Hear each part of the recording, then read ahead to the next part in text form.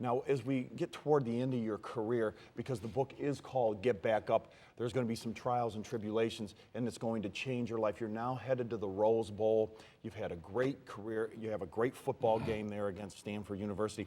And I think that you take some of your defeats that you had, maybe the 2 or 3 major ones in college football, that maybe helped you get up from some of the real tough knocks, because you're really going to get knocked down as you leave the University of Michigan. You lose a very tough Rose Bowl, 13-12 to Stanford, very hard one to swallow. I can tell you, we all came off the street to always watch Michigan and Ohio State. We quit playing at the schoolyard because Michigan and Bo was playing, and then the same thing with the Rose Bowl. Now you're after the Rose Bowl, and the first of many tragedies is about to hit on January 4th, and that has to change your life. I don't care who you are at age 22. Well, you're absolutely right, Joe. My senior year at Michigan, and I mean, it was the apex of my career. I was a 3-time All-American, Michigan's most valuable player, played in 2 Rose Bowls, first team All-Big Ten 3 years, left as the all-time leading ground gainer in the history of the school, and ready for this illustrious professional career. And it was very personal to me, not only for things that I could achieve as an athlete, but we grew up poor, and I'd always promised my mom I was going to buy her a house or have her a house built. Certainly. And make sure everything in it was new and that she didn't have to work anymore. Well, I didn't get a chance to do that my senior year after the Ohio State game, and we went out to Pasadena for the Rose Bowl. We lost that game. 4 days later, my mom passed of a heart attack, and my life began to take a downward spiral. My dad had passed when I was 5, and this snatched the rug out from under my feet. I mean, I was lost. I had never been so close to anyone in my life than I had been my mom. And this just ripped my heart out. It knocked me down. In June, I tried to get back up, and I was invited down to play in a postseason game. And the day before the game, my uncle shot and killed my aunt and killed himself. And once again, this just devastated me, knocked me down. Around that time, I began to drink and experiment with other drugs just to kill the pain. I self-medicated myself. I'm drafted 5th round, 5th pick, Atlanta Falcons. I go to training camp, and actually I start in the first preseason game out in San Diego. I banged my knee up around the 2nd quarter. I'm trying to get my life back on track.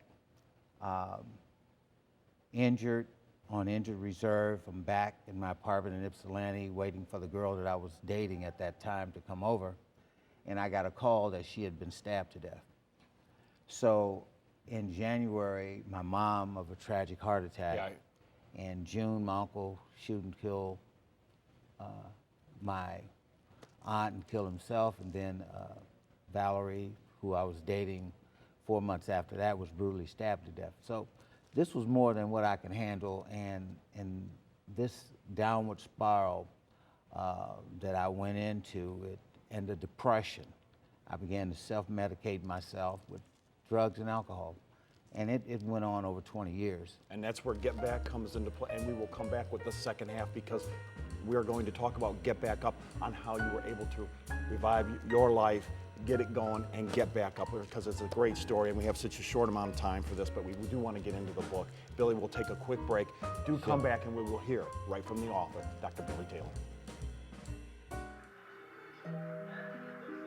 Passing gas in the presence of others is not only inappropriate, That is so foul. it can be deadly. Passing gas releases a fog of carbon monoxide Grandpa, and other poisonous fumes that can contribute to asthma and pneumonia. you're killing us over here. Kids shouldn't be exposed to secondhand smoke. Don't pass gas, take it outside. Hi, how are you doing today? What looks good? Our special today is shrimp scampi. It's been sitting around for about a week. Excuse me, what time are you guys leaving? We're gonna rob your house tonight. Don't you wish there were warnings to protect you from life's risks? With diabetes, there is one. It's called A1C, a simple blood test that helps measure your risk of a heart attack and other complications. Learn more at diabetesa1c.org. Hi, I'm Joe Cochran. Welcome to Right from the Author. We are coming to you from Park Place, just north of 12 Mile on Mound Road here, a beautiful facility in Warren. And my guest this week is Dr. Billy Taylor, and he talked about his great career at the University of Michigan, of course, being drafted by the Atlanta Falcons, and then being traded on to St. Louis and played a year over in Canada with the Calgary Stampeders. And Billy, at this time, to try to grasp a pro career and what you faced in a 6-month period, now you're really down as low as you can possibly go, and then maybe as far as anybody you want to see. Talk about Get Back Up, how you were able to revive your life and help many others along the way. Well, I can sum that up really fast. I will talk on it, but I would just say just through the grace of God was I able to get back up and recapture my life. As you mentioned, those tragic 9 months with the death of my mom, my uncle and aunt, and my girlfriend, it knocked me down further than I thought I could ever go. Certainly.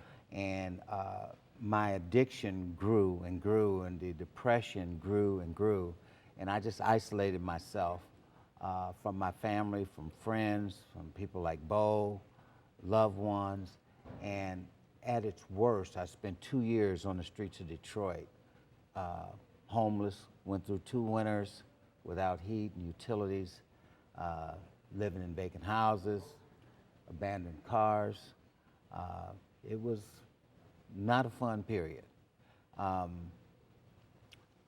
prayed during that whole period that God would help me to stop destroying myself.